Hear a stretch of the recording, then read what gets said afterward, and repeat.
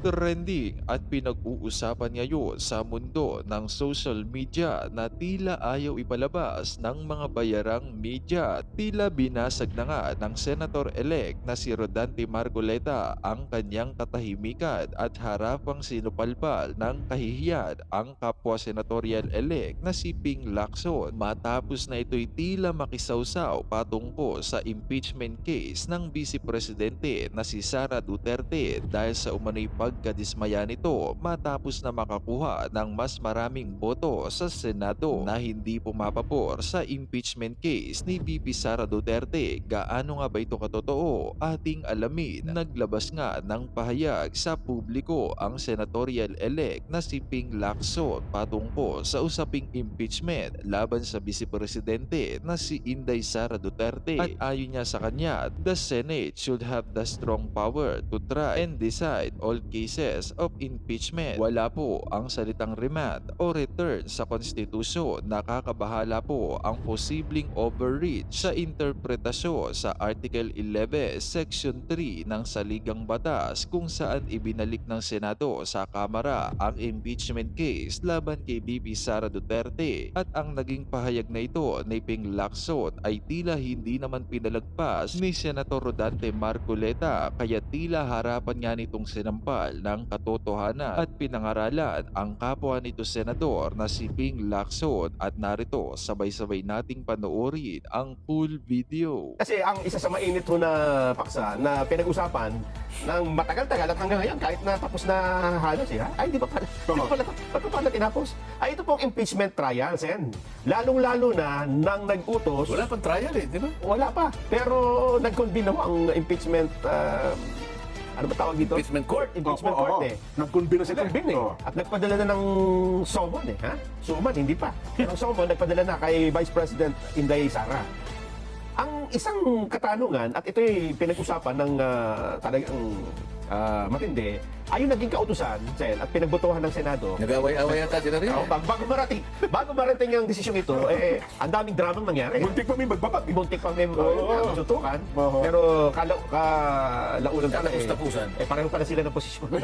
Nung nagkabotohan, Magkakampi pala. Parehas pala tayo ng ministro. Bakit tayo magtatalo? yun na nga. Ito pong yung termino na remand, yung pagbabalik ng impeachment complaint sa House.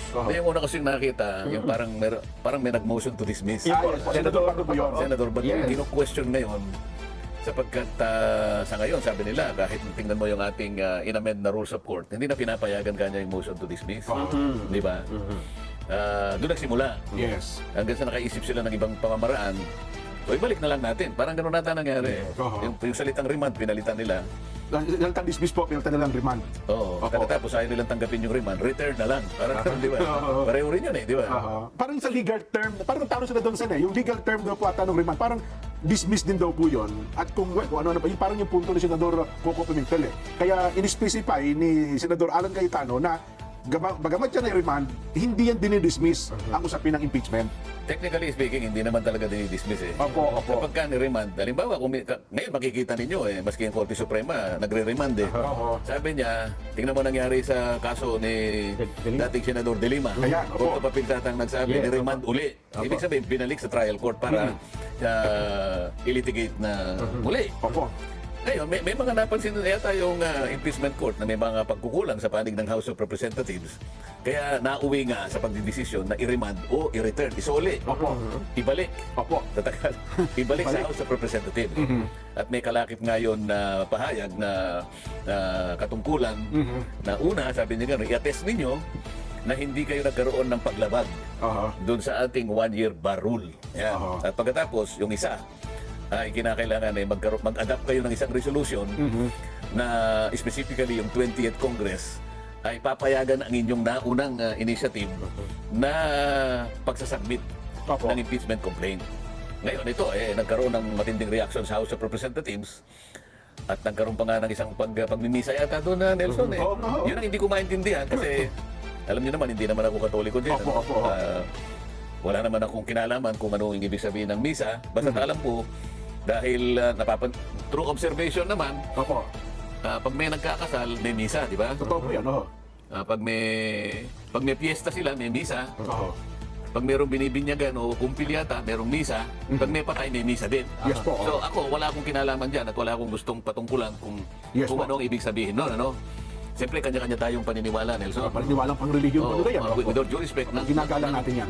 Nang walang anumang uri ng kawalan ng pagpapahalaga, kaya lang naman ako nagtaka, bakit nagkaroon ng misa, nakita ko yung mga kasama ko, dala-dala nila yung, Opo. may kopya sila ng impeachment complaint, Opo, folder ano yun? nadala-dala nilang gano'n. Opo. Kaya ako nagtaka, unang-una lang, ngayon ko lang unang nakita. Balik mo sa kasaysayan mo pa yun. Isipin mo naman, ako ay 18 taon ako sa House of Representatives. Oho. Ngayon ko lang nakita na yung impeachment complaint Ay, na para binisahan. sa akin Oo. ay isang political action ay hinaluan ng misa. Ah, Kaya ito lang, kaya ako ako bigyan nyo na ng kaukulang pangunawa kung hindi ko naman masyadong maintindihan kung bakit kailangan ipagmisa yung impeachment complaint na isinuli ng Senado. baka po namatay. Hindi kaya? Ayoko sabihin nyo kasi nasabi ko nga sa'yo, pag may patay, may misa din eh. Di ba? Baka kasi ako namatay. Ngayon, naghahanap naman ako ng corona. Wala naman akong makita ng corona. Oo. Lalo, baka ako may kabaong. Nung una nga, kala ko may namatay na ano eh. Baka naman na binyagan o kaya Kayo nabuhay. na, ano nga yun, kaya kayong dalawa tinatanong ko Oo, sapagkat nga, kayo, no? mas observant kayo sa akin eh. Oo. Mas mahilig kayo sa chismis kaysa sa akin. Pero ang katanungan dito, Sen, ay yun daw pag-remand ng impeachment complaint ay first time na nangyari. At may nagsasabi naman na, ay hindi, wala yan sa, sa batas, di ba? Kaya nga raw hindi tinanggap ng ano, no? Mm. Kaya daw hindi tinanggap ng Kamara de Representante yung remand. Ang tungkulin daw ng Senado as impeachment at court ay hindi ibalik, kundi i-forward, di ba? Oo. I-hear, i-acquit, o kaya ay Oo. patawan ng guilty. O kaya naman dapat daw nagbuson doon ay ang panig ng depensa. Aha. Hindi ang Hindi sila mismo. hindi ang prosecutor yung judge, senator judges. Hindi, mali naman yung pangangatwira na yun din. Oo. Kung inaakala mo na talagang nag-constitute na yung Senado as an impeachment court. Opo. Sa mga plead, yung korte yun na Senado. Okay. Okay? Eh yun, yung House of Representative represented by the prosecutors, kayo yung Opo. kayo yung litigan. Opo. Ngayon, ang korte, sa regular na korte, Sa regular, kung ano man ang sinabi sa'yo ng korte, sumunod ka. Utos ng korte. Oo. Hindi ka pwedeng hindi sumunod doon. Kapag, ngayon halimbawa sa korte natin, meron siyang inutos sa'yo, at hindi ka sumunod, madidisbisan ka. Di ba? Oo. Kasi sabi nila, hindi naman pwedeng i-dismiss. Hindi. Ngayon kasi merong bagong tuntunin. Ayoko nang ano yun yung mga detalye. Opo. Ang korte sa ngayon, regular courts, hindi nga pinapayagan ng motion to dismiss. Nakalagay. Sabi niya, the defendant is now ordered to file his or her reply, not a motion to dismiss. Yun. Okay, within a period of blah blah blah. Oo. Pero, ang isa naman ngayon na innovation ng korte, ang una niyang didinggin yung affirmative defenses. Okay. Kasi yung dinimanda mo si Nelson na ikaw ang plaintiff dyan. Opo. So, ang defendant Opo. si Nelson. Si Nelson, nakita niya, walang jurisdiction to So, pagsagot niya ngayon, ang unang affirmative defense, walang jurisdiction. Yun ilalagay mo eh. Ngayon, ang korte, bago niya pagpasyahan, mag-trial tayo on the merits, titingnan niya yung affirmative defenses. Nakita ng impeachment court. Teka muna. Parang may mali sa pangyayari kasi. Bakit kanya napag-alaman namin na meron palang 3 impeachment complaints ang ipinail sa House of Representatives December pa 2024. Oho. Yung una ipinail ng December 2. Yung isa sumunod December 4. At yung pangatlo December 19. Oo. Ngayon, ang tanong ng impeachment court dito, ang kanyang pag-aalala, bakit hindi ninyo nilitigate kagad dito? Okay. Meron kayong sariling proseso eh. Meron din kayong rules sa House of Representatives. Oo. Bakit hinintay nyo pa na mag-2025 at ang hindi namin maintindihan, ipinlano nyo pa nga niya na i-file ninyo hours before the close of the third regular session. Doon kami nagtataka, sabi ng Senado. Oo. May 3 na anong ginawa nyo doon sa 3? Kayo nga Na-pending mo yung 3, tsaka yung pang-4 lang. inupuan ninyo yung 3. Bakit? Ikakatwira nila? Oo. Hindi naman ika namin yan. Teka muna, anong ginawa nyo? Sapagkat kung isasalang-alang ninyo ang inyong rules, kapag binasa ninyo ang rules ninyo, Opo. ang nakalagay doon, kapag ka nagsumite, pag nag-file ng impeachment complaint, verified, yung isang partido, katungkulan ng Secretary General to immediately refer it to the Speaker's office. Merong word na immediate immediately. So, tanong na Senado ngayon, nasa impeachment court, bakit yung word na immediately hindi nyo ginamit? So, ba't hindi nyo ni-refer? Oo. O Samantalang... sasabihin ng, sabi siguro, pakialam mo doon. Bakit? Hindi, teka muna. Oo. Kayo binayolate niyo yung rule nyo eh. Pagkatapos kayo pipilitin nyo kami for tweet. Pinagmamadali nyo kami, pero kayo hindi kayo Sa nagmadali. lalong madaling panahon daw po, fourth bid eh. Di Kung ba? kayo immediately, ano ibig sabihin? Hindi sa lalong, mas lalong madaling panahon. Pareho lang yun eh. Oo. Oh, may katwira sabi niya. Nakalagay. The Secretary General shall immediately refer it to the office of the Speaker. Ngayon, tatlo dyan ang ipinail noong December. May panahon pa eh. Oo. Ngayon, ang tanong ko sa inyong dalawa ngayon. Bakit ang Secretary General, despite the fact noong January 10, 2025, sinabi niya Oo. na i-repair niya na sa office of the Speaker, bakit hindi nangyari? Hindi pa rin na-repair. O bakit walang explanation? Oo. Bakit ngayon bigla ninyong naisip? Doon pa naman doon sa closing hours na. Oo. Patapos na Yung tayo. magsisesyon na, closing na ng session eh. Ilang oras na lang Oo. magko-close ang session, bakit doon yun? Kaya parang mayroong bad faith dito. Sa tingin ko, yun ang damdamin ng outgoing Senate. Oo. So, kaya nga ang kanyang pahayag teka muna, balik niyo muna natin. Wala ba kayo, i-attest ninyo kung wala kayong paglabag Oo. sa one-year ban rule. Kasi, alam mo dyan, nakalagay sa ating batas na isa lang na impeachment ang ipapile mo. Sa isang impeachable official, kada taon. Oo, Opo, opo. 2024, tatlo. Oo. Hindi naman namin ginalaw, kaya klasipikado na wala pang naipile. Hindi, salita mo lang yan. Ang tanong namin, Oo. ba't hindi mo nga ginalaw? Kasi parang sinadya mo Oo. Nananadya ka Oo. Kaya ang tanong kasi doon, kailan ba talaga nagsisimula yung day one nung pagtanggap ng impeachment? Kasi andun ang pagtatalo eh. Oo. Kasi akala na, di ba? O, palagay mo na. O, sasabihin Oo. niya, ang pagsimulan talaga, yung tinatawag na filing, ay kapag ni-repair mo na. O, sa Committee of O, ang Justice. tanong ko sa iyo, ba't hindi mo ni-repair?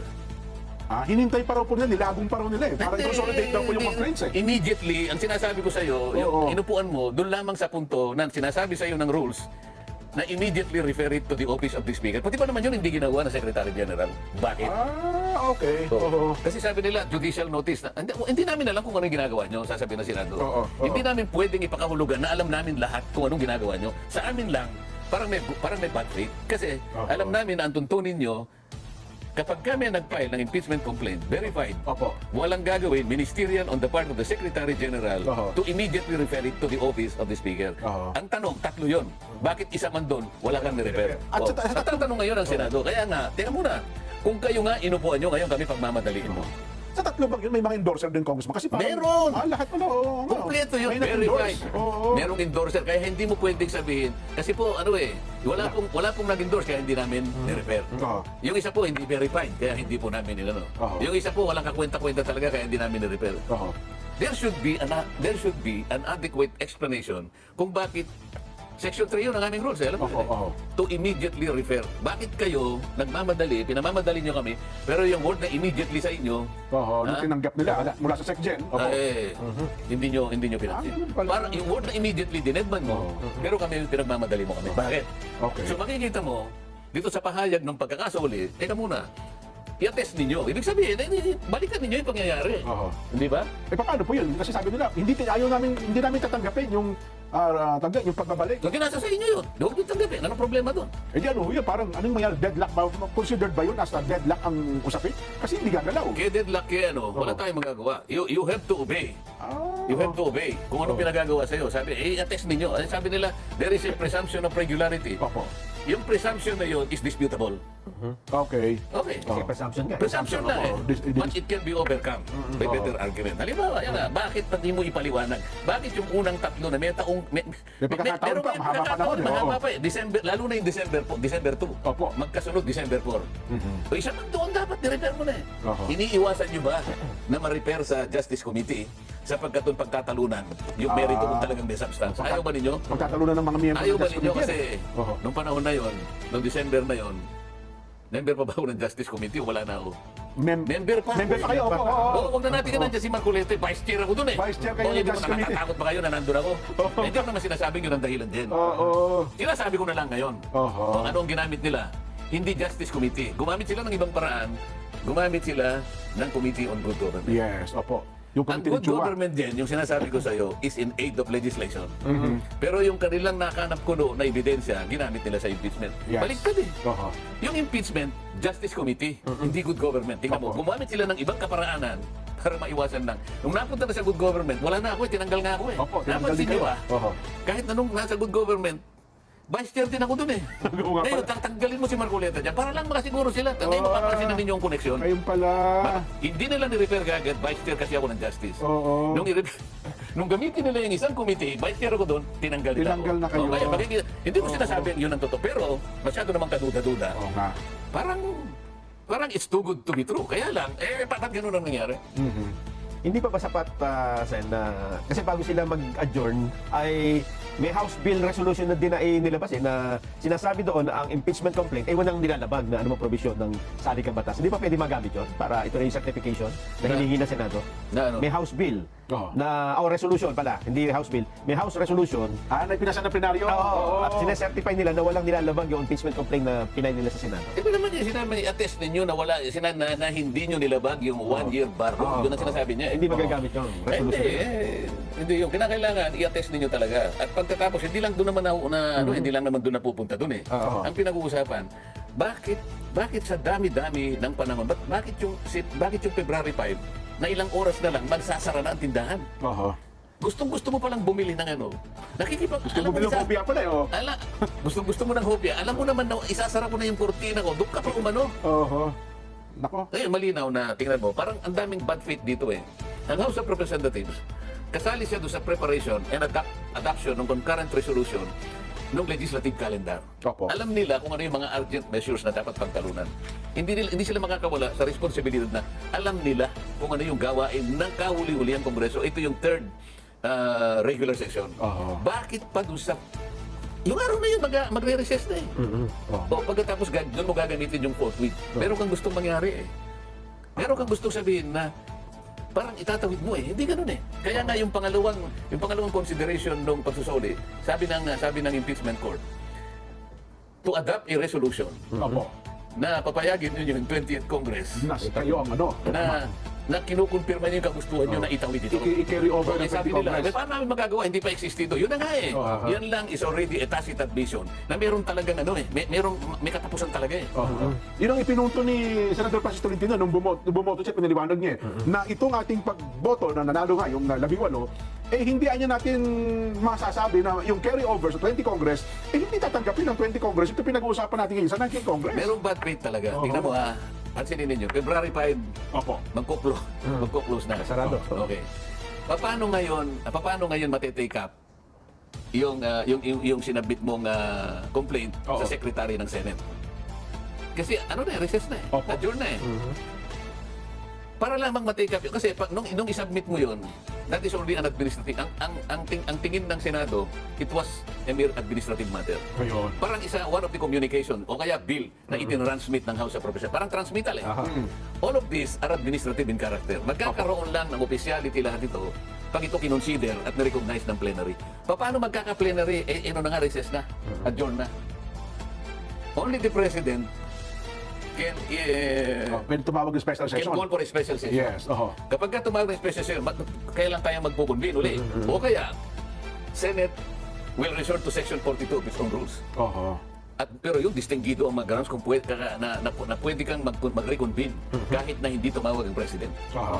Pero ano yun, it's very strict yun. Unang-una, talaga nakalagay, there is an urgent matter na pinagtalunan talaga. Ayun pala yun. Merong resolution na merong urgent matter.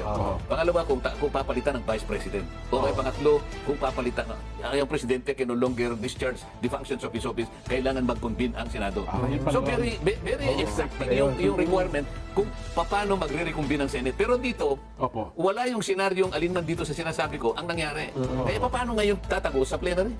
Kaya nga, ang sabi ng Senate, napapansin ko, hindi ako kasali doon, pero nahihinuha ko. Opo. Merong bad faith talaga sa parte ninyo eh. Una, hindi kayo gumalaw. Despite the fact na sinasabing immediately refer to the office of the Speaker, okay, you wasted your time. Oo. Di ba? Yun pala yun. Opo. Oo. You wasted your sweet time. Pangalawa, inano mo sa pipe, magsasara na yung kurtina ng tindahan. Oo. So ano ba gusto nyo sabihin? Talagang may timing talaga. No? So Yung ang punto na yun. nangyayari, inaano nyo talaga, pinipilit nyo ipakita sa amin, kami ang dapat magmadali, kami magsasuffer ng consequence, at pagkatapos gusto nyo itawid sa kabila. Hindi po pwede mangyari yun.